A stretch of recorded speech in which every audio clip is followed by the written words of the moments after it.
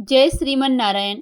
भक्ति संसार YouTube channel पर आप सभी भक्तों का बहुत बहुत स्वागत है। कार्तिक मास की कथा अध्ययन में आज हम पढ़ेंगे, श्रवण करेंगे और पठन करेंगे अध्याय 7 का, जिसमें कि कार्तिक मास इस व्रत कथा के 7वें अध्याय में नारद जी कार्तिक मास के व्रतों के नियम के बारे में बता रहे हैं। साथ ही कौन सी तिथि को कौन सा भोजन करना चाहिए और क्या नहीं करना चाहिए।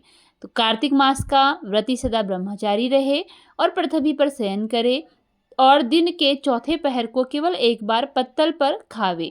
यही यहाँ पर नारद जी के द्वारा बताया गया है। आइए अध्ययन करते हैं इस अध्याय का विस्तार से।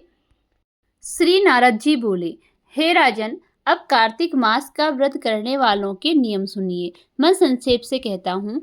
जो व्यक्ति कार्तिक मास का व्रत करता हो वह सब तरह से आमिष, उर्द, मधु, राई, खटाई तथा मदकारी वस्तुओं का भक्षण न करे। वह व्रत करने वाला दूसरे का अन्न न ग्रहण करे, किसी से विद्वेष न करे तथा तीर्थ के अतिरिक्त विदेश न जाए। देवता, देव, ब्राह्मण, गुरु, गौ, व्रती, नारी, राजा तथा गुरुजनों की निंदा न करे। कार्तिक मास का व्रत करने वाला दाल, तिल, तेल, पकवान, क्रय किया हुआ पका भोजन न ग्रहण करे। निंद्य भावना, कुवाची का त्याग करे। किसी भी जीव का मांस, चूना, जंबीरी, नींबू, मसूर, बासी तथा जूठे अन्न का परित्याग करे। बकरी, गाय तथा भैंस के दूध के अतिरिक्त किसी अन्य पशु का दूध आमिष समझे। ब्राह्मण द्वारा क्रय किए गए सभी रस, गुड़ आदि, सांभर, नमक आदि का परित्याग करे। तांबे के पात्र में रखा हुआ पंचगव्य अत्यंत लघु गड्ढे का पानी केवल अपने ही लिए पकवान आमिष कहा जाता है। कार्तिक मास का व्रती सदा ब्रह्मचारी से रहे, पृथ्वी पर शयन करे और दिन के चौथे पहर को केवल एक बार पत्तल पर खावे। कार्तिक का व्रती नरक चतुर्थी को तेल लगावे। इसके अतिरिक्त दूसरी तिथियों में तेल लगाकर स्नान त्याज्य है। कार्तिक व्रती मनुष्य सिंघाड़ा, कोहड़ा, प्याज, भंटा, गाजर, मूली इन सब वस्तुओं को ग्रहण न करे। लौकी व भंटा, कोहड़ा, कटेरी का फल, तरबूज तथा कैत इनको कार्तिक मास का व्रती त्याग है। व्रती मासिक धर्म के समय स्त्री से, चांडाल, पापी, ब्राह्मण द्रोही और नास्तिकों से संभाषणी न करे।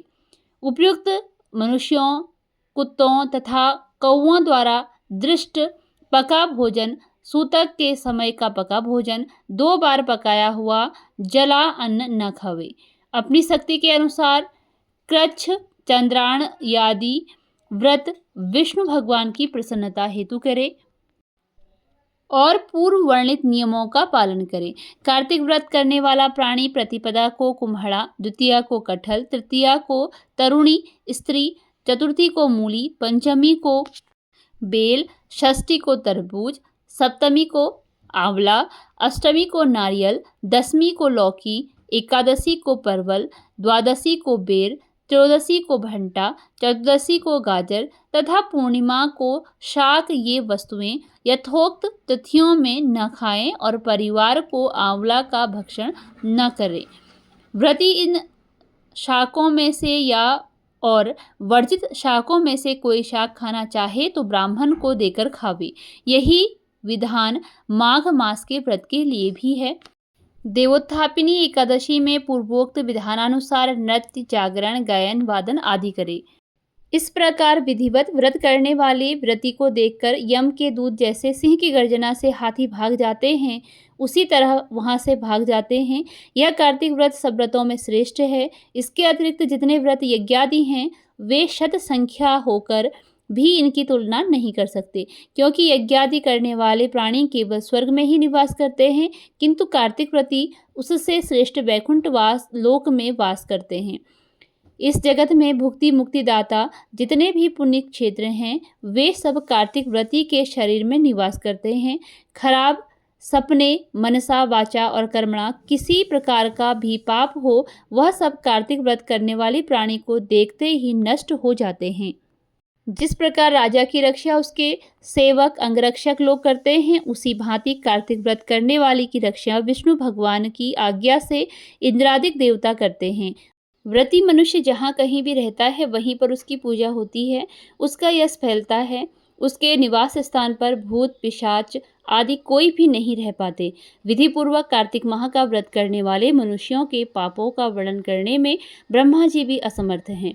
यह व्रत सभी पापों को नष्ट करने वाला, पुत्र पौत्र प्रदान करने वाला और धन धान्य की वृद्धि करने वाला है। इसी के साथ सप्तम अध्याय की कथा का यहाँ पर समापन होता है। मिलते हैं अगली वीडियो में इसके अगले अध्याय के साथ। धन्यवाद।